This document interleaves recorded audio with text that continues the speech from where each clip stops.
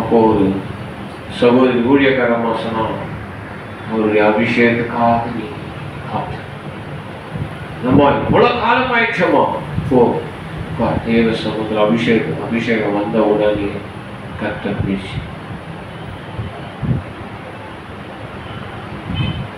அபிஷேகத்துல நிரம்பி எல்லாவற்றையும் மறந்து ஜோசுவா ஜெபிக்கும் பொழுது ஆண்டவர் சொல்றார், உன்னை நான் மிகப்பெரிய ஒரு தீர்க்கதரிசியாய் வைத்திருக்கிறேன், என் திட்டம் இதுதான் உன்னை குறித்து அப்படின்னு சொன்னார்.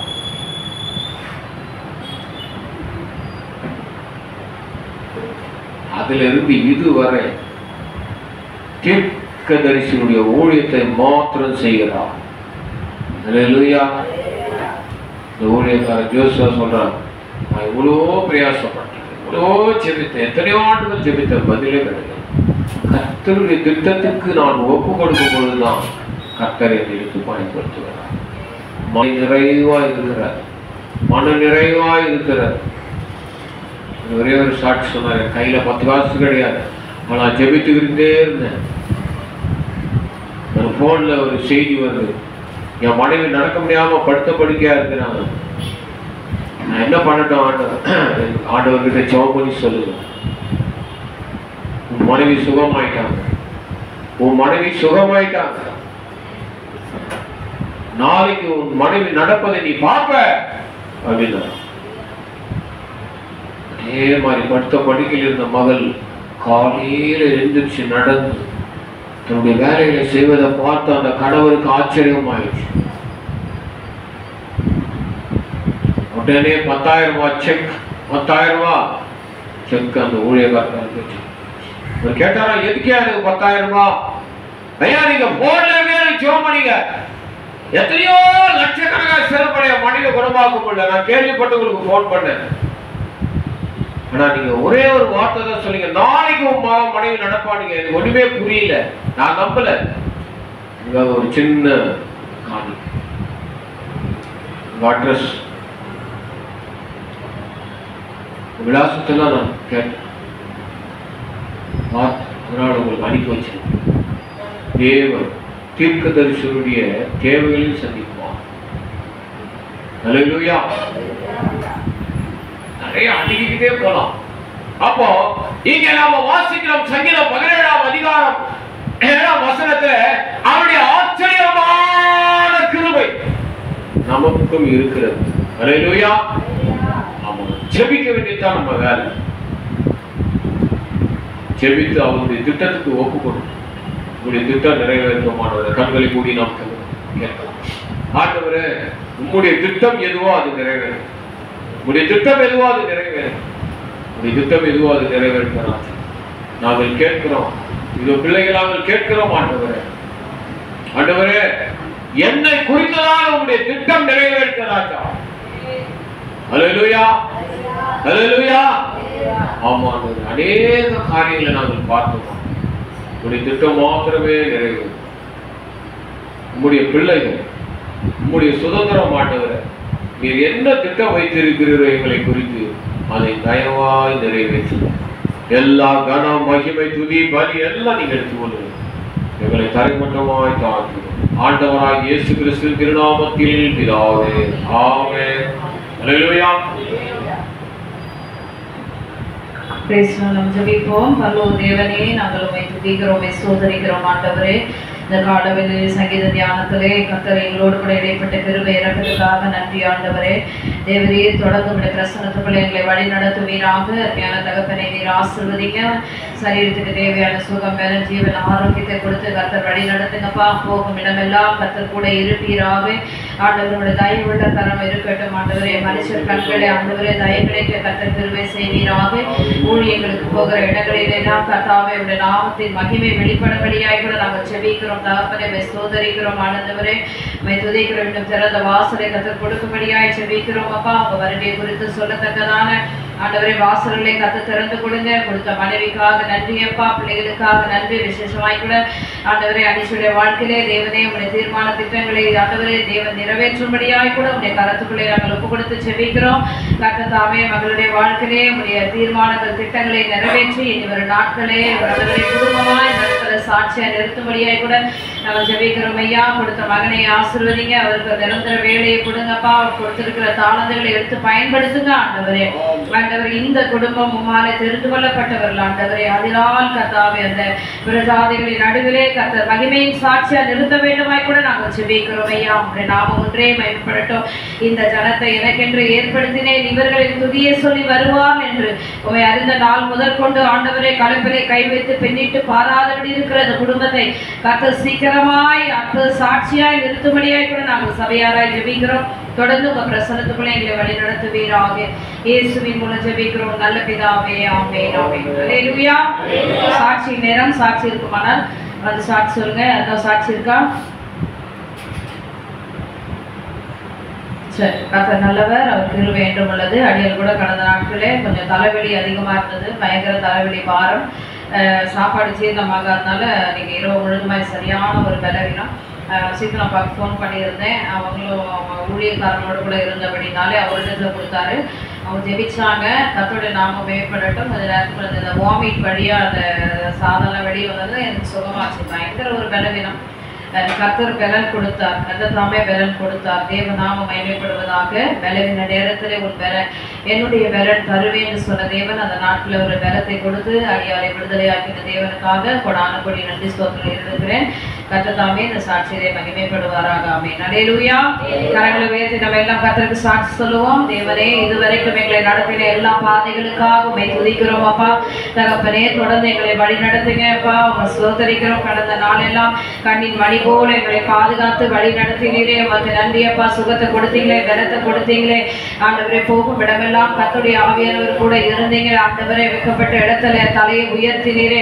சோர்ந்து போன நேரத்தில் உங்க பலத்தை கொடுத்தீரே அப்பா. தகப்பனே, தொடர்ந்து வருகிற நாட்களை எங்களை வழி நடத்துவீராகப்பா. உடைய கிருபையின் கரத்துக்குள்ள ஒப்பு கொடுக்கிறோம். கர்த்தர் பெரிய காரியங்களை செய்வீராக. உங்க நாமத்தை மகிமைப்படுத்துங்க. எங்களுக்கல்ல கர்த்தாவே, உடைய நாமத்துக்கு மகிமை வர பண்ணுவீராகப்பா. அதோ ஆண்டவரே, நீர் ஜீவனுள்ள தேவன் என்பதற்கு நாங்கள் சாட்சிகளா இருக்கிறோம் அப்பா. அழைத்த தெய்வம் நீர் உண்மையுள்ளவர் ஆண்டவரே. மாறாத உடைய பிரசன்னத்துக்குள்ளே எங்களை தொடர்ந்து வழி நடத்துவீராக. நசரேயனாகிய இயேசு கிறிஸ்துவின் உயிர்த்தெழுந்த நாமத்திலே ஜெபிக்கிறோம் ஜீவனுள்ள நல்ல பிதாவே. ஆமென் ஆமென். அல்லேலூயா.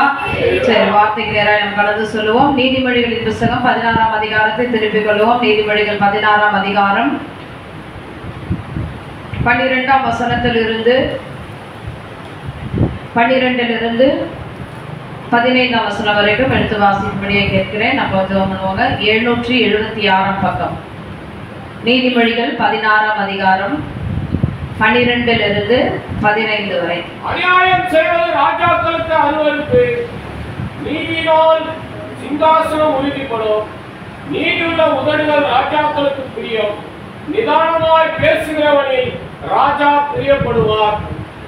ராஜாவின் கோபம்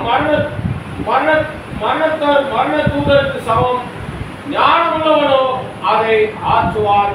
ராஜாவின் முகத்தலையில் ஜீவன் உண்டு, அவனுடைய தயை பின்மாறி பெய்யும், மேகத்தை போல இருக்கும். வாசிக்குமா? சோத்ராடுவே இந்த வார்த்தைகளை ரகசியங்களை வெளிப்படுத்தி வந்திருக்கிற ஒவ்வொரு இருதயத்தையும் நியாயமாய் கவனிக்கும்படியாய் ஆண்டவரே நீங்க பேசுவதா வந்து ஆவியானவர் நடத்துங்க. ஆவியானவருக்கு நீங்க வெளிப்படுத்தி பலியை நீங்க எடுத்துக்கொள்ளுங்கப்பா. உங்களை தாழ்த்தும் ஆண்டவராகிய இயேசு கிறிஸ்துவின் நாமத்தில் பிதாவே. ஆமென் ஆமென். அல்லேலூயா. கர்த்தர் நாமம் மகிமைப்படட்டும். நீதிமொழிகள் 16ஆம் அதிகாரத்துல 12ஆம் வசனத்திலிருந்து அநியாயம் செய்வது ராஜாக்களுக்கு அருவருப்பு, நீதியினால் சிங்காசனம் உறுதிப்படும். அல்லேலூயா. ராஜாக்களுடைய மேன்மைகளை பத்தி இங்க பார்க்கிறோம். ராஜாக்கள் தேசங்களை ஆளுகை செய்கிற ராஜாக்களை குறித்து அவர்களுக்கு என்னென்ன குவாலிட்டிஸ் இருக்கும், அவங்களுடைய சுபாவங்கள் என்ன, அவங்க எப்படி இருப்பாங்க அப்படின்றதை இங்கே கொடுக்கப்பட்டிருக்கு. இந்த நீதிமொழிகளை வாசிக்கும் பொழுது இந்த 3-4 வசனத்தையே நான் தொடர்ந்து வாசித்து யோசனை பண்ணும் பொழுது உலகத்தின் ராஜாக்களுக்கு இவ்வளவு மேன்மை இருக்க ஆண்டவரே, நீர் எப்படிப்பட்ட ராஜா அல்ல, பரலோகத்தின் ராஜாவா இருக்கிறீரே, உங்களுடைய கிரியைகள் எப்படிப்பட்டது அப்படின்னு சொல்லி நான் ஆண்டவருடைய சமூகத்திலே காத்திருந்தேன். சில காரியங்கள் நாம இப்ப பார்க்க போகிறோம். கர்த்தர் நாமம் மகிமைப்படுவதாக. 12ஆம் வசனத்தை வாசிக்கும்படி கேட்கிறேன்.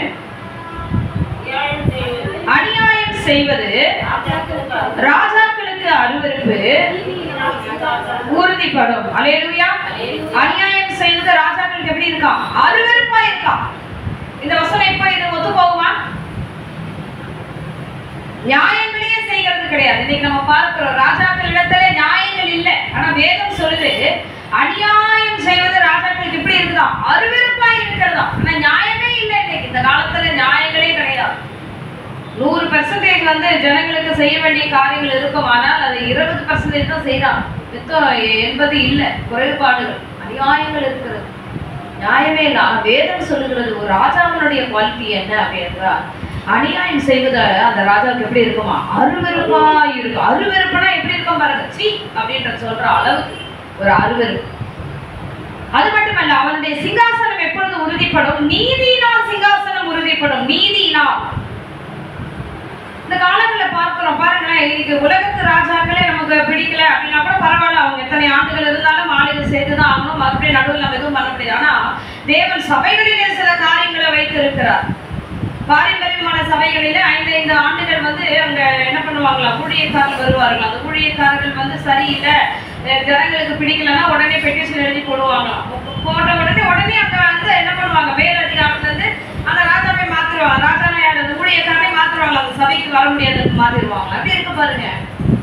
ஆனா நீங்க உலக பிரகாரமான காரியங்கள் எப்படி அப்படி நடக்கலாம்னா சபைகளில் எப்படி நடக்கும். ஆனா இதையே ஜனங்கள் என்ன பண்றாங்களா, பாரம்பரியமா இருக்கிற நம்முடைய சபைகளிலே திடீர்னு என்ன பண்றான் வந்து பரிசுத்தாவை குறித்து பேசுறானே, அநேகியா சொல்ல வைக்கிறானே, நம்மள வந்து வெண்ணாடை அணிய வைக்கிறாங்களே, நம்ம இந்த மாதிரி காரியங்கள் செய்யறாங்களே, இந்த பாஸ் எனக்கு பிடிக்கலன்னு ஒரு சபையில எனக்கு தெரிந்த ஒரு இடத்துல பேர் சொல்ல விரும்பல, எழுதி பெட்டிஷன் போட்டாங்களாம். இவர் எங்களுக்கு சரியில்லை, இவர் வேறு விதமா இருக்கிறாங்க, உடனே மாத்திட்டாங்களாம். எப்படி இருக்கு பாருங்க. எப்பொழுதுமே நாங்கள் கேட்டுக்கொண்டிருக்கிறதான லகுவான சத்தியத்தை காட்டிலும் இவர் வந்தவர் என்ன பண்ணிட்டாரு, பயங்கரமா பாவத்தை குறித்து பேசுறாரு, கண்டித்து உணர்த்துகிறாரு. இதெல்லாம் நமக்கு பிடிக்காது, நிறைய கண்டிஷன்ஸ் போடுறாரு ஆலயத்துக்கு வர்றவங்கள, அதனால எங்களுக்கு பிடிக்கலன்னு எழுதி போட்டாங்க. ஆனால் ஜனங்களுக்கு அது பரிசமாய் ஜனங்களுக்கு ஒத்துப்போனால்தான் அவர்களை அந்த ஊழியக்காரர்கள் இருப்பார்களா, இல்லை என்றால் அவர்கள் அந்த இடத்துல நிலைநிற்க முடியாதா. இன்னைக்கு பாருங்க எப்படி இருக்குவாங்க. ஆனால் இங்கே ராஜாவுடைய காரியங்களை பார்க்கும் பொழுது நீதியினால் அவனுடைய சிங்காசனம் என்ன பண்ணுவான், உறுதியா இருக்கும். அல்லேலூயா. நீதியினால் ஒரு ராஜாவை வச்சுதான் ஆண்டவர் எங்க தேசங்களுக்குள்ளே காரியங்களை செய்கிறார். அந்த ஜனங்களை பொறுத்துதான் ராஜாக்கள், ராஜாக்களை பொறுத்துதான் தேவனுடைய கிரியைகள் என்று சொல்லி பழைய ஏற்பாட்டிலே நம்ம பார்க்கிறோம். அப்ப இந்த பாருங்க 13ஆம் வசனத்தை வாசிக்கும்படி கேட்கிறேன்.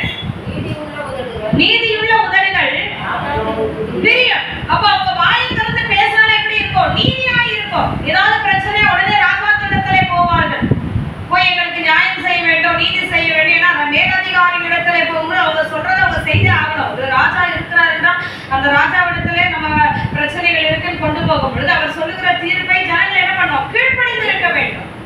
அதனால ராஜாவுடைய உதடுகள் எப்படி இருக்குவா, நீதியுள்ள உதடுகள் ராஜாக்களுக்கு எப்படி இருக்கு, பிரியம்.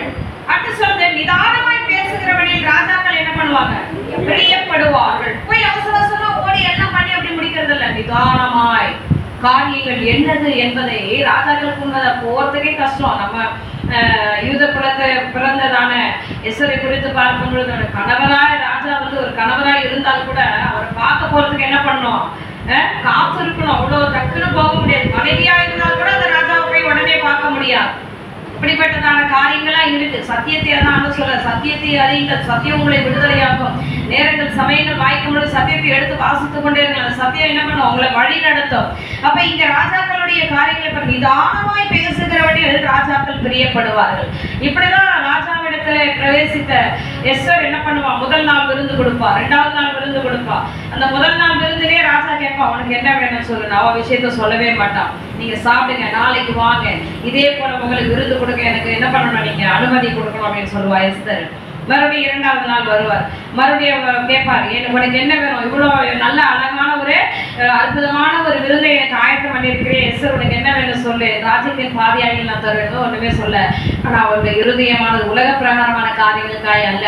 நம்முடைய ஜனங்கள் சிறையிருப்புகளை போக போறது, ஜனங்கள் அழிக்கப்பட போகிறார்கள், யூத குலமே அழிந்து போக போற ஒரு சூழ்நிலைகள் இருக்கும் பொழுது ஒரு ராஜா பார்த்து நம்ம என்னதான் கேட்போம். ஆனா அவ யாருக்காக அவங்க அங்க நின்றா, தேவனுடைய ஜனங்களுக்காக போய் ராஜாக்கள் தன்னுடைய கணவனாகிய ராஜாவுக்கு முன்பதாக போய் நின்றான். 3ஆம் நாள்ல தான் அவ விஷயத்தை உடைக்கிறான்.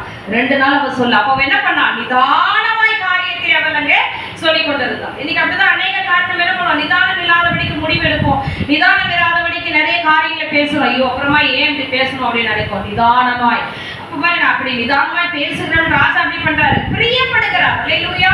உலகத்துக்குரிய ராஜாவுடைய காரியங்கள் தான் நான் நான் சொல்லிக் கொண்டு வருகிறேன். அது மட்டும் இல்ல, ராஜாவின் கோபம் மரண தூதருக்கு சமானம், ஞானம் உள்ளவனும் அதை ஆற்றுவான். பாத்தீங்களா, ராஜாவுடைய கோபம் எப்படி இருக்கு?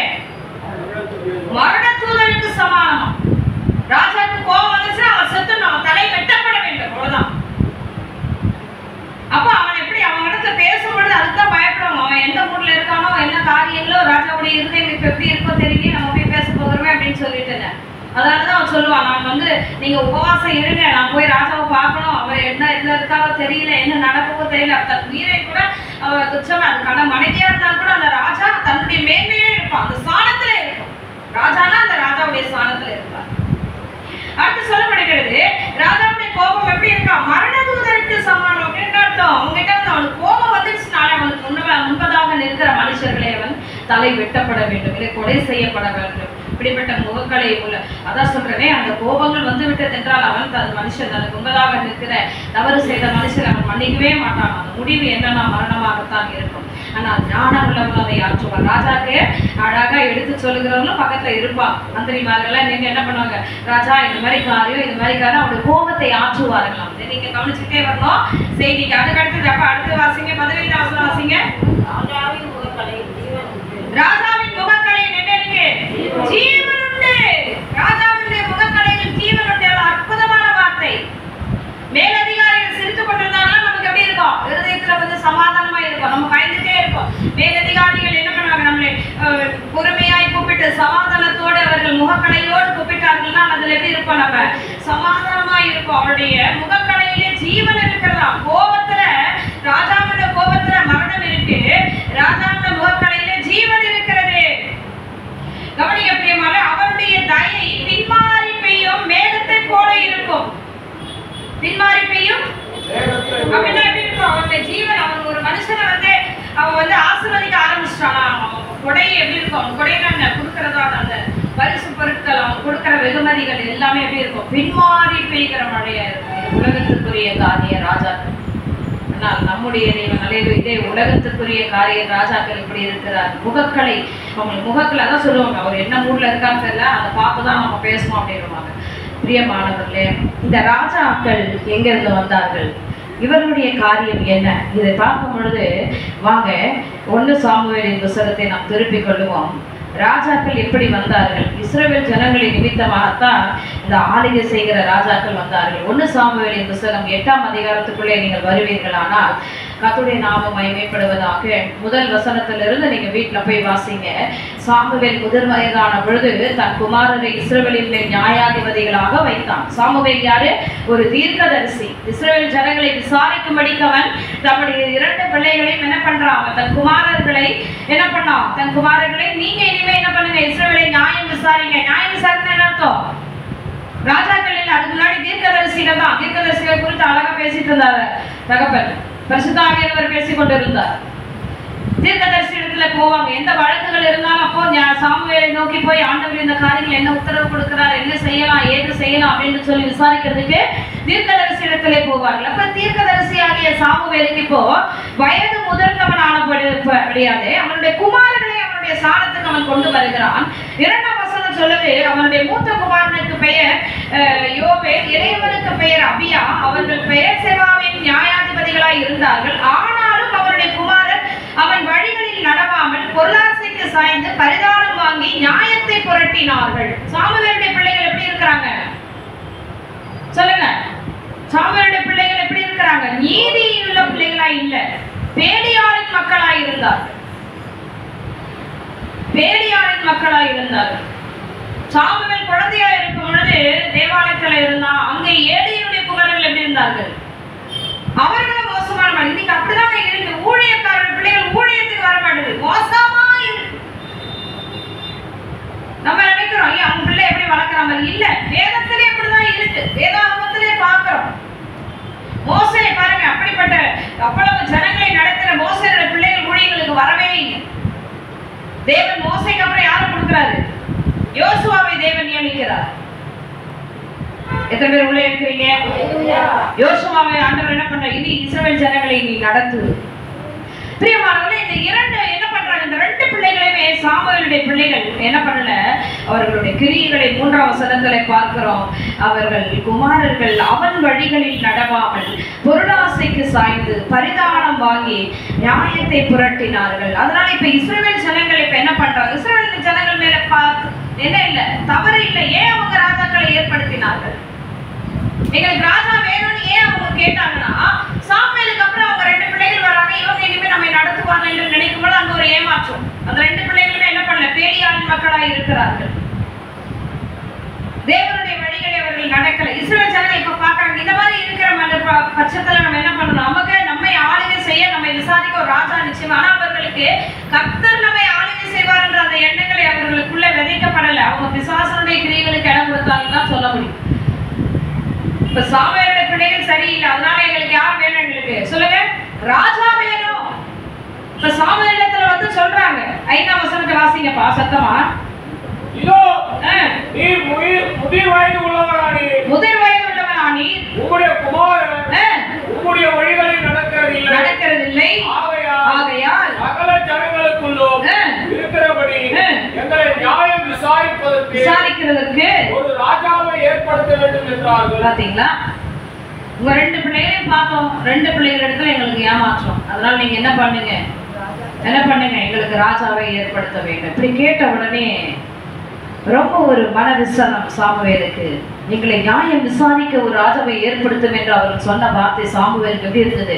தகாததாய் கண்டது, தகாததாய் காணப்பட்டது. ஆகையால் சாமுவேல் கர்த்தரை நோக்கி விண்ணப்பம்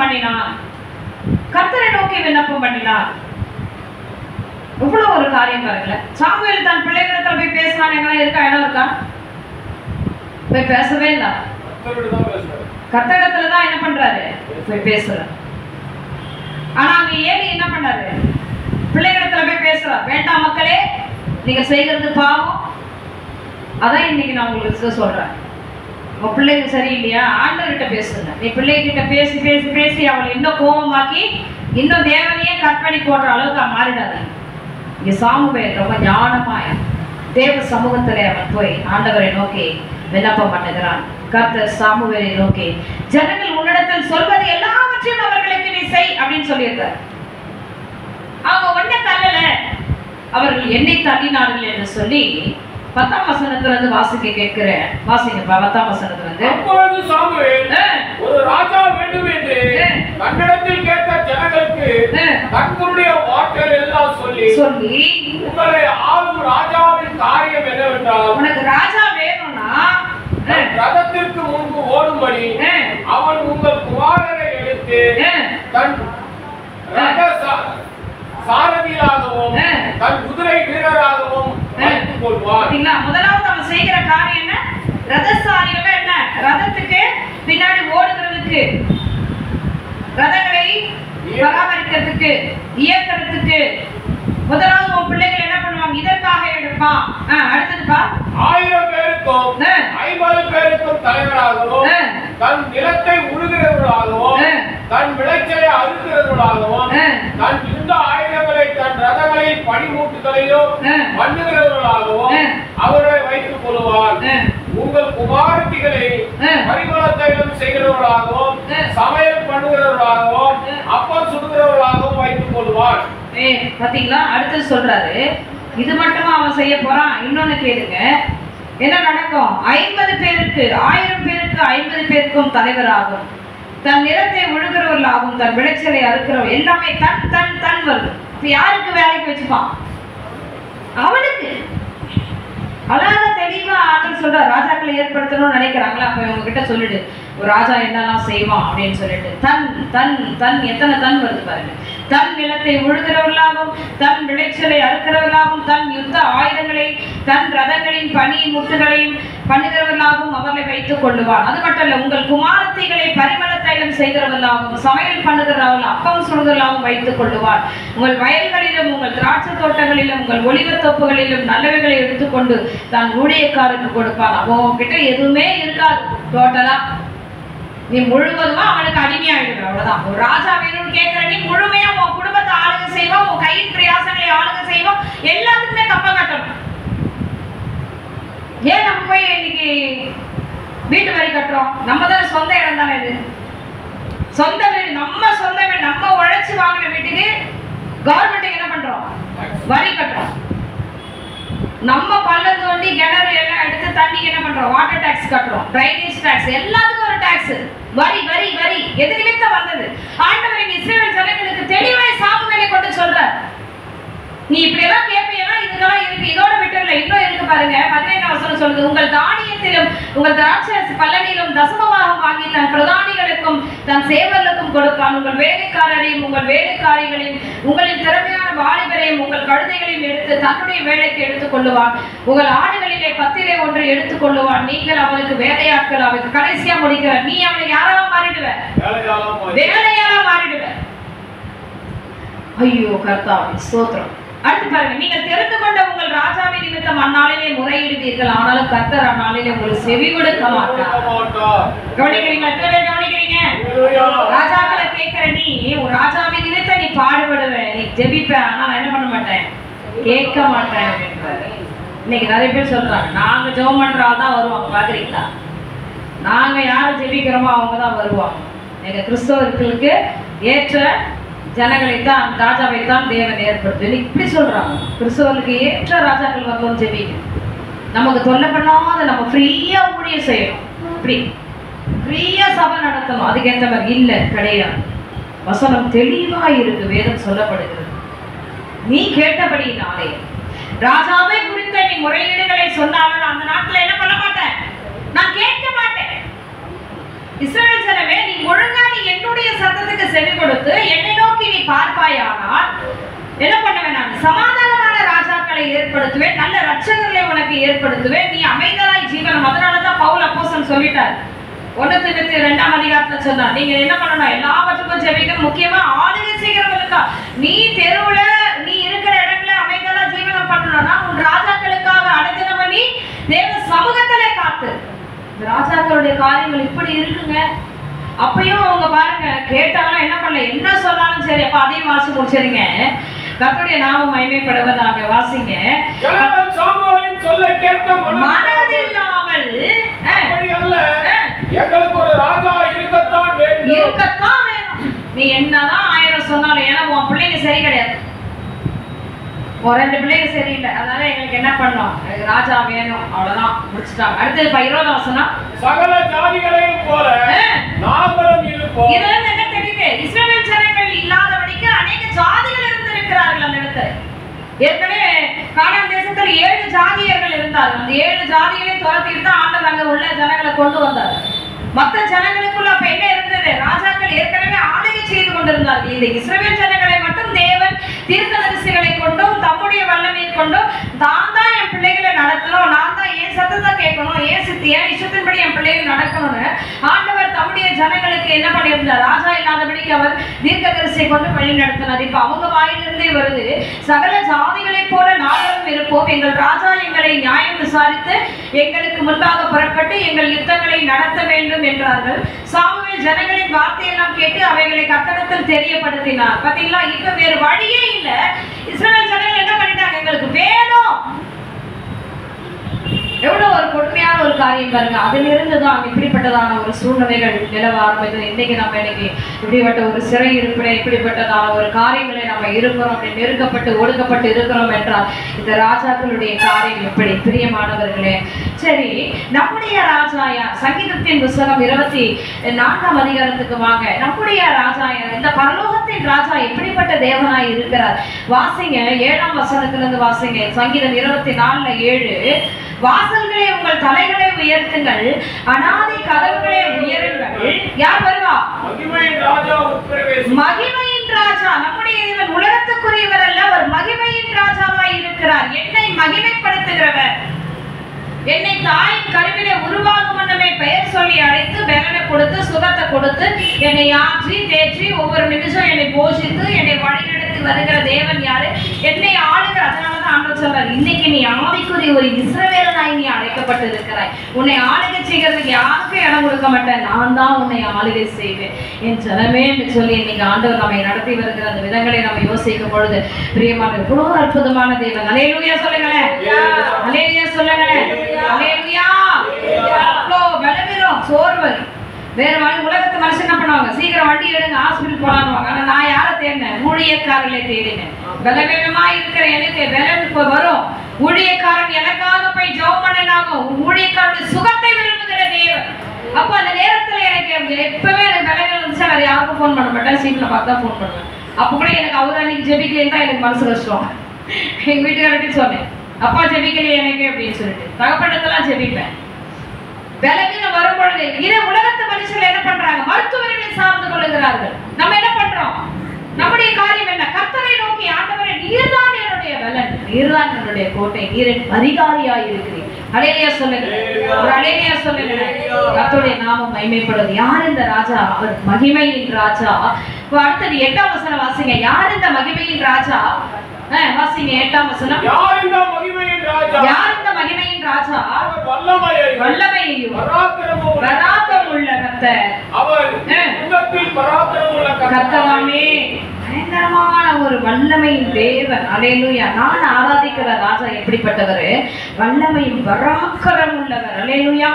அவருடைய பராக்கிரம் பார்க்கணும்னா கண்ணை மூடி பாருங்க. வானமின் சிங்காசனம், பூமியின் பாதபடி உட்கார்ந்து இருக்கிறத பாருங்க. வானத்திலே அவருடைய சிங்காசனம் இருக்கிறது, பூமியிலே அவருடைய பாதபடி இருக்கிறது. இப்படிப்பட்ட ஒரு பராக்கிரம் உள்ள தேவன். அல்லேலூயா. கர்த்தருடைய நாமம் மகிமைப்படும். இப்படிப்பட்ட ஒரு ராஜா தான் என்னை இன்னைக்கு ஆளுகை செய்கிறான்னு சொல்லி எத்தனை பேர் சொன்னீங்க, ஒரு அல்லேலூயா சொல்லுங்க, ஒரு அல்லேலூயா சொல்லுங்க. கர்த்தருடைய நாமம் மகிமை. அதனால தான் என் சத்துரு பயந்து போய் நிற்கிறான், கிட்ட வர முடியல. என்னை அசைக்கலாம், எது வேணா செய்யலாம், ஆனால் என்னை தொட முடியாது. ஆமென் சொல்லுங்களேன். யோபுவை என்ன வேணா செய்துக்கோ, உச்ச தலை முதல் பாதம் வரைக்கும் என்ன வேணா செய்யப்படுங்க, ஆனால் அவன் ஜீவனை மட்டும் தொடாது. அது பரலோகத்துல எழுதப்பட்டிருக்கு. யோபுவினுடைய பெயர் ஜீவ புஸ்தகத்துல எழுதப்பட்டிருக்கு. அவன் ஜீவனை எடுக்க உனக்கு அதிகாரம் கிடையாது அப்படின்னு ஆண்டவர் அங்க என்ன பண்றாரு, பிசாசுல சொல்றார், ஜீவனை தொட. இன்னைக்கு அதுதான். ஆயிரம் காரியங்கள் உன்னை தொட அனுமதித்தாலும், பலவீனம் வந்தாலும், சோர்வுகள் வந்தாலும், ஆனால் உன் ஜீவனை எடுக்க தேவன் விட மாட்டார். ஏன்னா உன்னுடைய பெயர் ஜீவ புஸ்தகத்துல எழுதப்பட்டிருக்கிறது. எப்படிப்பட்ட தேவனை ஆராதிக்க, எப்படிப்பட்ட ராஜா அவர், பராக்கிரம் உள்ளவர். சொல்லுங்க, பராக்கிரம் உள்ள, வல்லமையும் பராக்கிரம் உள்ள தேவனை நாம் ஆராதித்துக் கொண்டு வருகிறோம். அடுத்து 9ஆம் வசனம், வாசல்களை உங்கள் தலைகளை உயர்த்துங்கள், அநாதி கதவுகளை உயருங்கள், மகிமையின் ராஜா உட்பிரவேசிப்பார். யார் இந்த மகிமையின் ராஜா, அவர் சேனைகளின் கர்த்தரானவர். அல்லேலூயா சொல்லுங்க, சேனைகளின் கர்த்தருங்க. என் ராஜா எப்படிப்பட்ட தேவன். அல்லேலூயா. அதனாலதான் நான் சொல்றேன், ராஜாக்கள் யார் வேணா வந்து போட்டோம், என் ஆண்டவருடைய சித்தத்தின்படிக்கே ராஜாக்கள் வரட்டும், ஆனால் என்னை ஆளுகை செய்கிற ஒரு ராஜா உண்டு. ஆமென். நல்ல ஒரு ஆவிக்குரிய கிறிஸ்தவன் இப்படிதான் ஜெபிக்கணும், ஆண்டவரே உங்களுடைய சித்தத்தின்படியான ராஜாக்கள் வரட்டும், ஆனால் என்னை ஆளுகை செய்கிற ராஜா நீர் மாத்திரம் தான். எத்தனை பேர் ஆமென் சொல்றீங்க? ஏன்னா தீர்க்கதரிசனங்கள் நிறைவேறுகிறதுக்கு நம்ம இடம் கொடுக்கணும். புரியுதுங்களா? தவறான ஜனங்கள் தான் இன்னைக்கு நிறைய. ஆனால ஆண்டவர் யார் சத்தத்தையாவது கேட்டாரா? கிடையாதா. இவன் தான் வருவான். ஆமென். அல்லேலூயா. அதுக்கு எத்தனை நாள் ஃபாஸ்டிங்? 6 மணில இருந்து முழங்கால் 10 மணி வரைக்கும். அது எலெக்ஷன் முடிகிற வரைக்கும் 6ல இருந்து 10 மணி வரைக்கும் முழங்கால் நில்லுங்க, முழங்கால் நில்லுங்க. அவர் வரக்கூடாது, வரக்கூடாது. ஆண்டவர் சொல்றாரு, அவனை தான் கொண்டு வருவேன். தீர்க்கதரிசிகளுக்கு ஆண்டவர் எதையுமே மறைக்க மாட்டார். நான் கொண்டு வருவேன். என் இடத்துல ஒருத்தவங்க என்ன பண்ணாங்க, பெட்டு கட்டினாங்க. என்ன நீங்க இப்படி பேசுறீங்க, ஒரு ஊழியக்காரன் இப்படி பேசுறீங்க, அவன் வந்தா நம்ம எப்படி நம்ம ஊழியம் செய்ய முடியும்? மறுபடியும் நம்ம டாக்ஸ் ஊழியம் கொடுக்க வேண்டாமா? நிறைய நம்ம வெளிய மேடைகள்லாம் போட்டு ஊழியங்கள் செய்ய வேண்டாமா? என்ன நீங்க அப்படி இருக்கிறீங்க? இன்னும் சுவிசேஷங்கள் நிறைய இடத்துல போவே இல்லை, நீங்க சொல்றதே சரியில்லை, எனக்கு உடன்பாடே இல்லைன்னு சொல்லிட்டு நான் சொன்னேன், அவர் தான் வரப்போறாருங்க மேடம், நீங்க எல்லாம் பாருங்க அப்படின்னு சொல்லிட்டு. தேவன் அதன்படிக்கு அங்க கொஞ்சம் சில அசைவுகளை தேவன் உண்டு பண்ணினார். டெபாசிட் இல்ல, அது இல்ல, அசைவுகளை உண்டு பண்ணினாலும் கடைசியாக தேவன் என்ன செய்ய நினைத்தாரோ, எதற்காக அந்த டெபாசிட் கம்மி பண்ணாரு? நீ ஜெபம் பண்ணல, 6 மணி நேரம் 9 மணி நேரம் ஜெபம் பண்ணல, அதுக்காக நீ கொஞ்ச நேரம் சந்தோஷமாயிரு, ஆனால் என் தீர்மானங்களைத்தான் நான் நிறைவேற்றுவேன். நல்லா கவனிச்சிங்கப்பா. கர்த்தரால உண்மையாய் அழைக்கப்படுகிற பிள்ளைகளோட வாழ்க்கையில அவர் காலதாமதம் செய்தாலும், சித்தத்துக்கு நீ நின்றுட்டு இருந்தாலும், அவர் சித்தத்துக்கு நீ ஒப்பு கொடுக்கிற வரைக்கும் அவர் பொறுமையா இருந்து அவருடைய சித்தத்தை தான் நிறைவேற்றுவாரே தவிர நம்ம இருதயத்தின் விருப்பத்துக்கு ஏற்றபடிக்கு அவர் உத்தரவு கொடுக்க மாட்டார். இதை நமக்கு எது நல்லது, எது தேவை என்பதை தேவன் அறிந்திருக்கிறார். எத்தனை ஆமென் சொல்றீங்க? கர்த்தருக்கு தெரியும் உனக்கு என்ன வேணும், எந்த சமயத்தில் எவைகளை கொடுக்க வேண்டும் என்று அறிந்திருக்கிற தெய்வம். அவர் தீர்மானம். நான் சொல்லுவேன், நீ ஜெபம் பண்றியா பண்ணிக்கோ, ஆனா அதெல்லாம் கிடையாதுமா, நான் இங்க குறிச்சு வச்சுட்டேன். ஆமென் சொல்லுங்களேன். வாங்க வெளிப்படுத்தல் விசேஷத்துக்கு வாங்க. கர்த்தருடைய நாமம் மகிமைப்படுவதாக சொல்றாங்க 8ஆம் அதிகாரத்துல 12, 11ஆம் வசனம். இந்த மகிமையின் ராஜாவுடைய கடைசி காலங்களுடைய கிரியைகள் என்ன? கவனிங்க. 4ஆம் தூதன் எக்காலம் ஊதினான். பக்கம் 341ஆம் பக்கத்துல 8ஆம் அதிகாரத்துல 12ஆம் வசனத்தை வாசிக்கும்படியா கேட்கிறேன். 4ஆம் தூதன் எக்காலம் ஊதினான். அப்பொழுது சூரியனின் மூன்றில் ஒரு பங்கும், சந்திரனின் மூன்றில் ஒரு பங்கும், நட்சத்திரங்களின் மூன்றில் ஒரு பங்கும் சேதப்பட்டது. பாத்தீங்களா? மத்தேயு சுவிசேஷம் 24ஆம் அதிகாரத்திலே சொல்லப்படுகிறது 29ஆம் வசனத்திலே, அந்நாட்கள் உபத்திரவம் முடிந்தவுடனே சூரியன் அந்தகாரப்படும், சந்திரன் ஒளியை கொடாதிருக்கும், நட்சத்திரங்கள் வானத்தில் இருந்து விழும், வானத்தின் சத்துவங்கள் அசைக்கப்படும். உபத்திரவத்தின் காலங்களிலே நடக்க சம்பவிக்க போகிறவர்களைத்தான் இன்னைக்கு நம்ம வாசித்து கொண்டு வருகிறோம். 4ஆம் தூதன் எக்காலம் ஊதுறான். அப்போ சூரியனில் 3இல் ஒரு பங்கும், சந்திரனில் 3இல் ஒரு பங்கும், நட்சத்திரங்களில் 3இல் ஒரு பங்கும் சேதப்பட்டது. அவற்றில் இருந்த 3இல் ஒரு பங்கு இருள் அடைந்தது. எல்லாம் இருள் அடைந்தது. என்ன ஆச்சு சொல்லுங்க? பகலிலும் 3இல் ஒரு பங்கு பிரகாசம், வெளிச்சத்தை எல்லாம் கட் பண்றாங்க. 3இல் ஒரு பங்கு, 3இல் ஒரு பங்கு, 3இல் ஒரு பங்கு. இரவிலும் அப்படியே ஆயிற்று. முதலாவது பார்க்க, 1ஆம் தூதன் வரும் பொழுது அங்க என்ன நடந்தது? அக்கினி வந்து பூமியிலே கொட்டப்பட்ட பொழுது 3இல் ஒரு பங்கு மரங்கள் என்னாச்சு? எரிந்து போயிற்று. 2வது எக்காலம் ஊதும் பொழுது அங்கே மறுபடியும் அக்கினி ஊற்றப்பட்டு எரிகிற பெரிய மலை போன்றது சமுத்திரத்துல. அதனால சமுத்திரத்தின் தண்ணீர் என்னாச்சு? ரத்தமாய் மாறிற்று.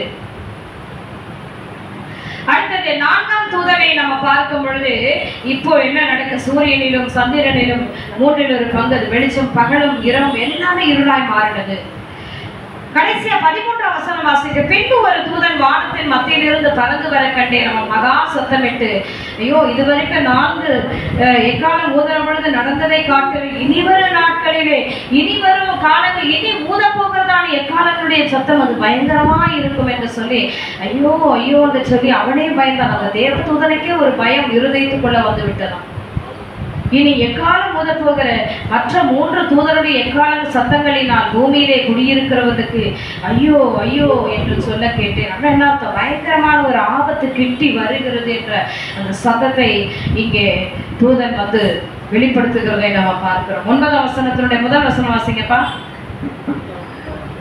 5ஆம் தூதன் எக்காலம் ஊதினான். அப்பொழுது வானத்திலிருந்து பூமியின் மேல் விழுந்த ஒரு நட்சத்திரத்தை கண்டேன். அவனுக்கு பாதாள குழியின் திறவுகோலும் கொடுக்கப்பட்டது. நட்சத்திரம் சொல்றாரு, ஆனா அவன் கையிலே சொல்றாரு. நட்சத்திரம் என்று சொல்லப்படுகிறது, அவனுக்கு பாதாள குழி திறவுகோல் கொடுக்கப்பட்டது என்று சொல்லப்படுகிறது. இந்த வசனத்தை மறுபடியும் வாசிங்க நிறுத்தி. 5ஆம் தூதன் எக்காலம் ஊதினான். அப்பொழுது வானத்திலிருந்து பூமியின் மேல் விழுந்த ஒரு நட்சத்திரத்தை கண்டேன். நட்சத்திரத்தை பார்க்கிறாரு. அவனுக்கு பாதாள குழியின் திறவுகோல் கொடுக்கப்பட்டது. அந்த நட்சத்திரம் யார்? அப்போ அதுவும் ஒரு தேவதூதனா இருக்கு. பாதாள குழியினுடைய திறவுகோல் சாவி கொடுக்கப்படுகிறது. இப்போ 9 கோள்களோடு சேர்த்து ஒரு பெரிய ஒரு கோள் வந்து அது நட்சத்திரம் மாதிரி இருக்கு, ஆனா பெரியசா இருக்கு. அது பூமியை நோக்கி நகர்ந்து வந்துட்டே இருக்கு. அது எப்படி வருகிறதுக்கு பல வருஷம் ஆகும். அது வந்து சேர்ந்துச்சுன்னா ஒன்று சமுத்திரத்துல விழும், இல்லைன்னா பூமியின் மேல நிச்சயமா விழும். அதை நோக்கி தான் வருது, அது நகர்ந்து கொண்டு வருகிறது என்று நாசா என்ன பண்ணியிருக்கான்? கண்டுபிடிச்சு சொல்லி இருக்கான். அது எப்படி இருக்குது பாக்குறதுக்கு? ஆனா தூரத்துல இருந்து பண்ற மின்னல், அதாவது மின்னி மின்னி இருக்கிறதுனால அது நட்சத்திரம் என்று அவர்கள் சொல்லுகிறார்கள். ஆனால் இங்கே 9ஆம் அதிகாரத்துல சொல்லப்பட்டிருக்கிறதான அந்த பெரிய நட்சத்திரம் தான் பூமி மேலே விழப்போகிறதான ஒரு பயங்கரமான ஒரு நட்சத்திரமாய் இருக்கிறது. பாதாள குழிய திறவுகோலை திறக்கிறதுக்கு ஒரு தூதரை தேவன் ஆயத்தப்படுத்தி, அப்ப என்ன ஆச்சு? இனி காலம், அதுதான் சொல்ற, இனி காலம் செல்லாது. அவன் பாதாள குழியை திறந்தான். உடனே பெருஞ்சூளையின் புகையை போல அந்த குழியிலிருந்து புகை எழும்பிச்சு. அந்த குழியின் புகையில் சூரியனும் ஆகாயமும் அந்தாகரப்பட்டது. என்ன நடந்ததுங்க? அந்த திறவுகோலை கொண்டவன் பாதாளத்தில் என்ன பண்றான்? பூட்டப்பை திறக்கிறான். திறந்த உடனே என்னாச்சு? ஒரு பெரிய புகை, பாதாளத்தில் இருந்த புகை எங்க வருது? இப்ப பூமிக்கு மேல வருது. வரும் பொழுது என்ன நடந்தது? அந்த குழியிலிருந்து புகை எழும்பிற்று. அந்த குழியின் புகையினால் சூரியனும் ஆகாயமும் அந்தகாரப்பட்டது. பயங்கரம். இன்னும் இருள். ஏற்கனவே படிச்ச 12ஆம் வசனத்துல 4ஆம் தூதன்லயே 1/3 பங்கு போயிடுச்சு. இப்ப 5ஆம் தூதன் ஓடினோடனே என்ன ஆயிடுச்சு? சுத்தமா இருள் அடைந்து விட்டது. அந்த புகை எங்கிருந்து வருகிறது? இது வரைக்கும் பாதாளத்துல அலறி கொண்டு இருக்கு. அந்த பாதாளம் சொல்றோம். அந்த புகை எப்படிப்பட்டதாக இருக்கும் பாருங்க. அந்த ஆத்மா உயிரோடு இருக்கும். அந்த புகையை அவர்களால் சகிக்க முடியாது. அந்த ஸ்மெல்லு பயங்கரமா இருக்கும். அந்த பிண நாற்றம், நெருப்பு நாற்றம், தீஞ்சு போகிற ஒரு நாற்றம், ரத்த வாடை, நீண்ட நாட்களாக எடுக்கப்படாதபடியான ஒரு பிணத்தினுடைய வாடை. இந்த புகைகள் எல்லாம் பாதாளத்தினுடைய புகை எப்படி இருக்குங்க? யோசனை பண்ணி பாருங்க. சதைகள் அப்படியே கொட்டுது, மறுபடியும் அந்த சதைகள் சேருது, மறுபடியும் சதைகள் கொட்டப்படுகிறது, புழுக்கள் சரீரத்தில் ஏறி இறங்குகிறது. பயங்கரமானது, ஒரு சொல்லவே முடியாதபடியான ஒரு அறைகள் இந்த பாதாளத்திலிருந்து வெளிப்படுகிற அந்த புகையானது வானத்தையும் மட்டுமல்ல அங்கே சூரியனையும் அது அந்தகாரப்படுத்தப்பட்டது. அது மட்டுமல்ல, அந்த புகையிலிருந்து சில காரியங்கள் நடக்கிறது. வாசிங்க 3ஆம் வசனத்தை. அந்த புகையிலிருந்து வெட்டுக்கிளிகள் புறப்பட்டு பூமியின் மேல் வந்தது. அவைகளுக்கு பூமியில் உள்ள தேவனின் வல்லமை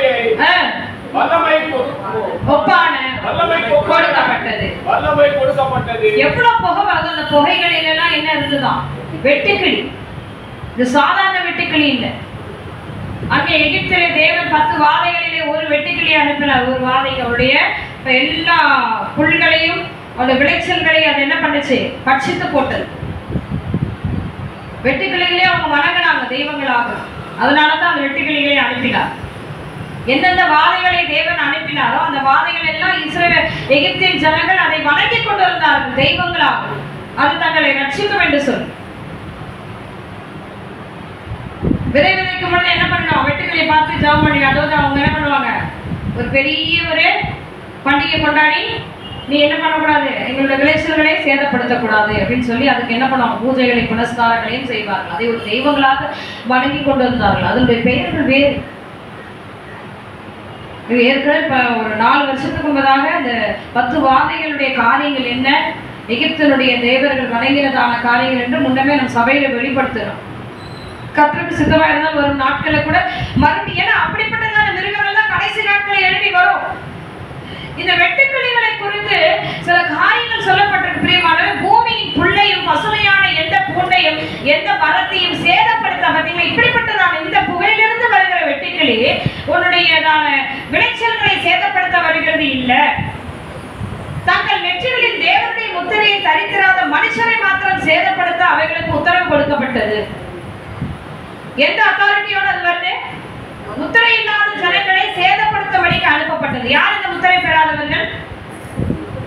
பின்மாற்றத்திலே போனவர்கள், தேவனை விட்டு பின்வாங்கி போன இருதயங்கள், ஜபிக்காத பிள்ளைகள், தேவ சமூகத்தை சேராதவர்கள், ஓய்வு நாளை அசட்டை பண்ணுகிறவர்கள், கர்த்தருடைய காரியங்களிலே அசட்டையாக இருக்கிறவர்கள், அவர்கள் அந்த முத்திரை இல்லை. அந்த முத்திரை இல்லாதவர்களை சேதப்படுத்தும்படியாக அந்த வெட்டுக்கிளிகளுக்கு உத்தரவு கொடுக்கப்பட்டதை நீங்க கண்ணுக்கு முன்னாடி பார்க்கணும். ஒரு நட்சத்திரத்தை போல வானத்துல இருந்து ஒரு கல் விழுற மாதிரி நட்சத்திரம் வந்து விழுது. அது ஒரு தேவதூதனாய் இருக்கிறது. அது கையில பாதாமின் குழியினுடைய திறவுகள் கொடுக்கப்படுகிறது. அவன் போன அந்த குழியை திறந்த உடனேயே அந்த குழியிலிருந்து புகை வருகிறது. புகைகளில் என்ன பண்ணது? வானத்தில் ஆகாயமும் அது மட்டுமில்லாதபடி சூரியனும் அந்தகாரப்படுத்தப்படுகிறது. அந்த புகையிலே அது மட்டும் இல்லாதபடிக்கு வெட்டுக்கிளிகள் புறப்பட்டு வருகிறது. இந்த வெட்டுக்கிளிகள் விளைச்சல்களை சேதப்படுத்தும்படிக்கு இல்லை, தேவனுடைய முத்திரை தரித்திராதவர்களை சேதப்படுத்தும்படியாய் உத்தரவு கொடுக்கப்பட்டது. 5ஆம் வசனம் சொல்லப்படுகிறது, மேலும் அவர்களை கொலை செய்யும்படிக்கு அவைகளுக்கு உத்தரவு கொடுக்கப்படாமல் 5 மாதங்களும் அவர்களை வேதனைப்படுத்தும்படிக்கு உத்தரவு கொடுக்கப்பட்டது. அவைகள் செய்யும் வேதனை தேனானது மனுஷரை கொட்டும் பொழுது உண்டாகும் வேதனையை போல் இருக்கிறது. பார்த்தீங்களா? அது உடனடியாக அது சேதப்படுத்தாம என்ன பண்ணுமா? 5 மாதம் அளவும் அவர்களை வேதனைப்படுத்துகிறதுக்கு படிக்கு உத்தரவு கொடுக்கப்பட்டிருக்கிறது. 6ஆம் வசனம் பார்க்கிறோம், அந்நாட்களில் மனுஷர்கள் சாவை தேடியும் அதை காணாதிருப்பார்கள், சாக வேண்டும் என்று ஆசைப்படுவார்கள், சாவு அவர்களுக்கு எப்படி இருக்கும்? விலகி போகும். இந்த வேதனை தாங்க முடியாதபடிக்கு நம்ம எதனா இறந்து போயிடலாம், சூசைட் பண்ணிக்கலாம் அப்படின்னு நினைக்கும் போது அது என்ன பண்ணாது? அது விலகியே போகாது, அது சேதப்படுத்தி கொண்டே பூமியிலே நடக்கிறதுங்க. இதெல்லாம் பாதாளத்துல இல்லைங்க, இந்த பூமியில் உள்ள மனுஷர்கள், கைவிடப்பட்ட ஜனங்களுக்கு செய்யப்படுகிறதான அந்த முத்திரை இல்லாத ஜனங்கள், ஜெபிக்கிற முத்திரை இராத ஜனங்களுக்கு ஏற்படுத்தப்படுகிறதான பயங்கரமான ஒரு வேதனை. அந்த வெட்டிகளுடைய உருவத்தையும் அவங்க சொல்லியிருக்கிறாங்க. நீங்க 9ஆம் அதிகாரத்தை வீட்டுல போய் வாசிச்சு யாராவது வரைகிறவங்க இருப்பீங்களா, அதனுடைய வரைபடத்தை நீங்களே வரைஞ்சு பாருங்க, வெட்டிகளுடைய உருவம் எப்படி இருக்கும் அப்படின்னு சொல்லிட்டு. அந்த உருவத்தை வாசிக்கிறப்பா முடிக்கலாம். அந்த வெட்டுக்கிளியின் உருவம் யுத்தத்திற்கு ஆயத்தமானப்பட்ட குதிரைகளுக்கு ஒப்பாயிருந்தது. குதிரைக்கு ஒப்பாயிருந்தது. அவைகளுடைய தலைகளின் மேல் பொன்மயமான கிரீடம் போன்றவைகள் இருந்தன. அவைகளின் முகங்கள் மனுஷனுடைய முகங்கள் போல் இருந்தன. மனுஷனுடைய முகம் போல் இருந்தன. அவைகளுடைய கூந்தல் ஸ்திரீகளுடைய கூந்தலை போல் இருந்தது. அவைகளுடைய பற்கள் சிங்கங்களின் பற்களை போல் இருந்தன. இரும்பு கவசங்களை போல மார்க்கவசங்களும் அவைகளுக்கு இருந்தன. அவைகளுடைய சிறகுகளின் இறைச்சல் யுத்தத்துக்கு ஓடுகிற அநேக குதிரைகள் கூட ரதங்களின் இறைச்சலுக்கு ஒப்பாய் இருந்தது. இப்படி இருக்குவாரு. நம்ம சாதாரண பார்க்கிற வெட்டுக்கிளி இல்லை, அதனுடைய உருவங்களே வேறு விதமாய் இருக்குது. 7ஆம் வசனத்திலிருந்து யுத்தத்திற்கு ஆயத்தம் பண்ணப்பட்ட குதிரைகளுக்கு ஒப்பாய் இருந்தது. அப்படின்னா என்ன ஆகும்? யுத்தத்துல இருக்க குதிரை எப்படி இருக்கும்? வேகமாய் போகும். அங்கே வாதைக்கு அனுப்பப்பட்டதான வெட்டுக்கிளிகள் என்ன பண்ணுச்சு? வேகமாய் போய் கடற்கரை என்ன பண்ணுச்சு? அந்த விளைச்சல் எல்லாம் பறிச்சு போடுச்சு. இப்படி கடிச்சு கடிச்சு கடிச்சு கடிச்சு அதை எடுத்து அவன் உபயோகப்படுத்தாத அளவுக்கு அதை சேதப்படுத்தப்பட்டு அறுவடைக்கு நின்றதான எல்லா விளை தானியங்கள் எல்லாம் என்னாச்சு? பறிச்சு போடப்பட்டது. இப்ப இது என்ன பண்ணுது? மனுஷர்களை சேதப்படுத்துவது. கவனிங்க, அவைகளுடைய தலைகளின் பொன்மயமான கிரீடம் இருக்கிறது. அடுத்தது அவைகளின் முகங்கள் மனுஷருடைய முகங்களை போல இருக்கிறது. அவைகளுடைய கூந்தல் ஸ்திரீகளுடைய கூந்தலை போல இருக்கிறது. அவர்கள் பற்கள் சிங்கங்களின் பற்களை போல இருந்தன. இருப்பு கவசங்கள் போல மார்க்கவசங்கள் அவைகளுக்கு இருந்தன. அவைகளுடைய சிறகுகளின் இறைச்சல் யுத்தத்திற்கு ஓடுகிற அநேக குதிரைகளை கொண்ட ரதங்களின் இறைச்சலுக்கு ஒப்பாய் இருந்தன. இந்த இறைச்சலின் சத்தம் அங்கே யோபேல் தீர்க்கதரிசிக்கு கொடுக்கப்பட்டிருக்கிறது. இதனுடைய செய்தியை நம்ம அடுத்த வாரம் தொடர்ந்து நம்ம பார்க்க போறோம். ஜெபிங்க, எல்லாரும் முழங்கால் படியிடுங்க. பயங்கரமானது ஒரு, அதனாலதான் இனி எக்காலம் ஊதப்பட பொழுது பயங்கரமான ஒரு சம்பவங்கள் பூமியில் இருக்கிற ஜனங்களுக்கு வரப்போகிறது என்று சொல்லி அறிந்துதான் அந்த தேவதூதன் என்ன பண்றான்? ஐயோ, பூமியில் இருக்கிறவனுக்கு ஐயோ ஐயோ ஐயோ என்று சொல்லி சத்தம் கேட்கப்படுகிறது. எல்லாரும் முழங்கால் படியிட்டு, ஆண்டவரே, சொல்லவே முடியாதபடியான ஒரு காலங்கள் இனி சம்பவிக்காதது, இனிமேலும் ஏற்கனவே நடந்தது போலவும் இல்லை, இனி வரப்போகிற காலம் இப்படிப்பட்டது சம்பவிக்க போகிறதும் இல்லை. அப்படிப்பட்ட வர ஒரு சூழ்நிலைகள் இனி சம்பவிக்க போகிறது எழுதென்று சொல்லி அன்பின் சீஷனாகிய யோவானுக்கு தேவன் தம்முடைய வெளிப்படுத்தலை வெளிப்படுத்தினாரே, மறைப்புறங்களை வெளிப்படுத்தினாரே. ஜனங்கள் விபடமான காரியங்கள் எல்லாரும் ஆண்டவரே ஆண்டவரே அப்பா தகப்பனே, உடைய கரம் எங்கள் தயவாய் இதுவரைக்கும் இருந்ததற்காக நன்றி அப்பா. ஆண்டவரே, பூமியில் உள்ள ஜனங்களை சேதப்படுத்த வருகிற மிருகங்களை பார்த்தவுடன் எங்களுக்குள்ளே அப்பா ஒரு பயம் இருக்கிறது அப்பா தகப்பனே. இப்படிப்பட்டதான காலங்கள் வருகிறது ஆண்டவரே. வசதியாய் இராதபடி உடைய சமூகத்திலே நாங்கள் ஆண்டவரை பயபக்தி உள்ளவர்களாய் ஆண்டவரை கடந்து வர கர்த்தருடைய ஆவியானவர் அப்பா நீங்க எங்களை வழி நடத்துவீராக வந்திருக்கிற ஒவ்வொரு ஜனங்களையும் பார்வையா சத்தியத்தை அறிந்து கொள்ளும். சத்தியங்களில் இருக்கிற வேத வசனத்தை கீழ்ப்படியும் ஆண்டவரை உங்களுடைய பிள்ளைகளை நாங்கள் இருக்கிறோம். தேவரே, இப்படிப்பட்டதான காரியங்கள் நாம் ஆண்டவரை நீ சுற்றிலும் பார்க்கிறோம். பூமியில் ஏதோ ஒரு காரியங்கள் நடக்க போகிறது. ஆண்டோட படைச்சல்கள் எல்லாம் படைப்புகள் எல்லாம் அதற்கான எச்சரிப்பின் சத்தத்தை கொடுத்து கொண்டிருக்கிறது அப்பா தகப்பனே.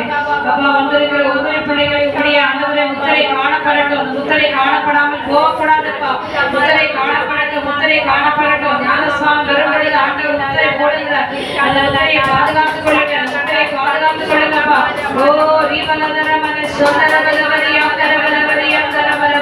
முத்திரை இராத ஜனங்களை சேதப்படுத்தபடி அனுப்பப்பட்ட காரியங்கள் ஆண்டவரே, இந்த முத்திரை எங்கள் மேல் இருக்கிறதை நாங்கள் விசுவாசிக்கிறோம் அப்பா தகப்பனே.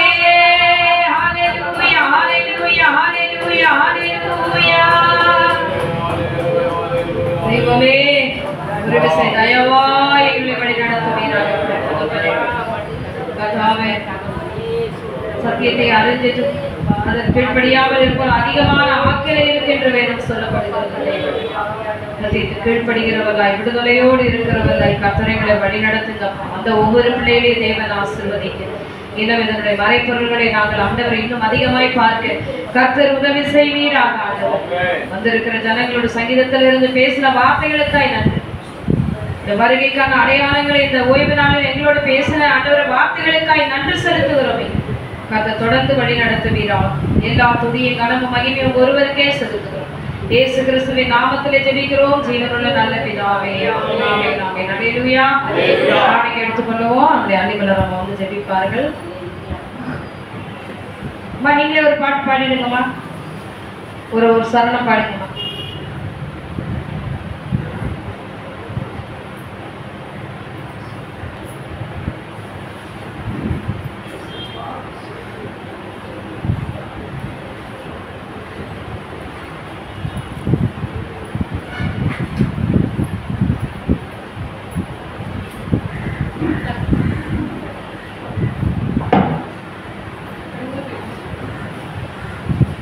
சோத்திரம் கர்த்தாவே, சோத்திரம் அப்பா. ஆவியானவரே, துதிக்கிற ராஜா, வல்லவரே, நல்லவரே, உன்னதமானவரே, உத்தமரே, அப்பா எங்கும் நிறைந்த என் தேவனே, உன் கரத்தில் இந்த மனவாட்டி தீர்க்க தரிசன சபை விசுவாசிகள் அனைவரும் ஒப்பு கொடுக்கிற ராஜா, அப்பா ஏசப்பா நீர் ஜெபம் பண்ணணும், ஜெபம் பண்ண முடியும், பைபிள் வாசிக்க முடியும், உங்களுடைய முத்திரை தரித்தவர்களாய் மாறும்படியாக இருக்கும்படியாக சொல்லியிருக்கிற ராஜா. செய்தியில ஆவியானவரே அவங்க வீட்டில் அப்பவும் எண்ணெயும் குறைவுபடாமல் நீர் பாதுகாத்து கொள்ளும்படியாக ஜெபிக்கிறேன் கர்த்தாவே.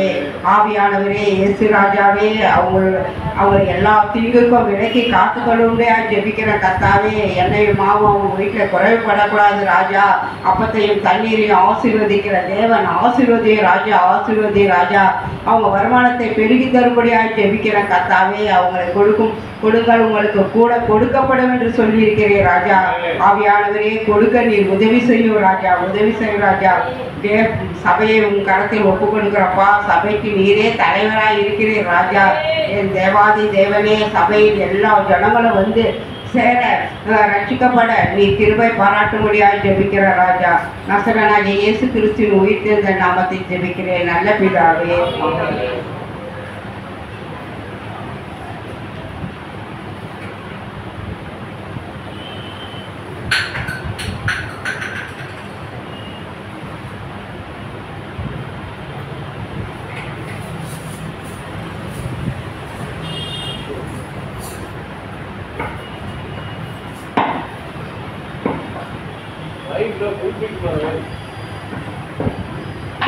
கலங்காதே கலங்காதே,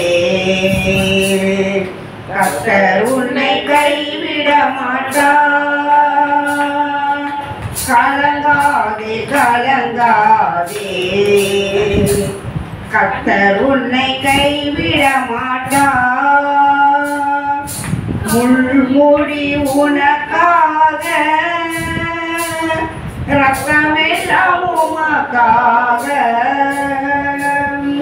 பாவங்களை அறிக்கையிடு, பரிசுத்தமாகிவிடு. அவங்களை அறிக்கையிடு, பரிசுத்தமாகிவிடு. கலங்காதே கலங்காதே, கர்த்தர் உன்னை கைவிட மாட்டார்.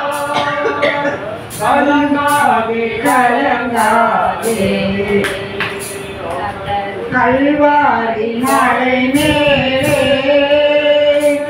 காயப்பட்ட இயேசுவை பார். கல்வாரி மலை மேலே காயப்பட்ட இயேசுவை பார். கரம் விரித்து அழைக்கின்றார், கரம் விரித்து அழைக்கின்றார். கண்ணீரோடு ஓடிவா, நீ கண்ணீரோடு ஓடிவா. கலங்காதே கலங்காதே, கர்த்தர் உன்னை கைவிட மாட்டார். கலங்காதே கலங்காதே, கர்த்தர் உன்னை கைவிட மாட்டார்.